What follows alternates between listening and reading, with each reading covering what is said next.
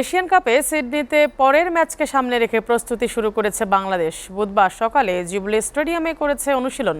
ম্যাচের আগে দুদিন সময় পাওয়ায় ভুল ত্রুটি শুধরে মাঠে নামার অপেক্ষায় বাংলাদেশ দল।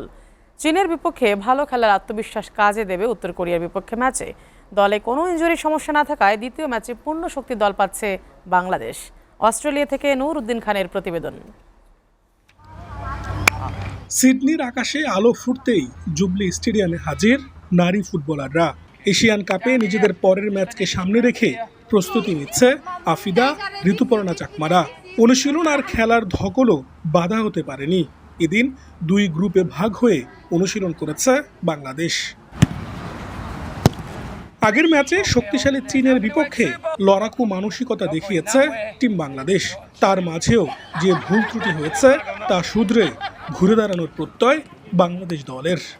আলহামদুলিল্লাহ, উপরওয়ালার কাছে শুক্রিয়া যে আমরা আমাদের প্ল্যান মাফিক খেলতে পেরেছি। মেয়েরা আমাদের প্ল্যানটা এক্সিকিউট করতে পেরেছে মাঠে। সো আমি সবসময় যেটা বলি আর কি, আপনি যেটা বললেন আনপ্রেডিক্টেবল, আমি মেয়েদের চোখের ভাষা আমরা বুঝি, আমরা কোচিং স্টাফ। ওরা আসলে কতটা সিরিয়াস এবং সিনসিয়ারলি আমাদের কথাগুলো নিচ্ছে। সো যেটা প্রতিফলন মাঠে হয়েছে কাল।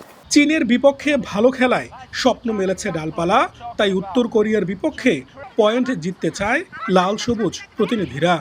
ভাগ্য যদি আমাদের সহায় থাকে, আমরা যদি একটা পয়েন্ট আনতে পারি পরের ম্যাচে, তো আমরা ওইভাবেই মোটিভেট করছি মেয়েদের। ডিপিআর কোরিয়াকে নিয়ে আমরা কাজ করব আজকে এবং কালকে।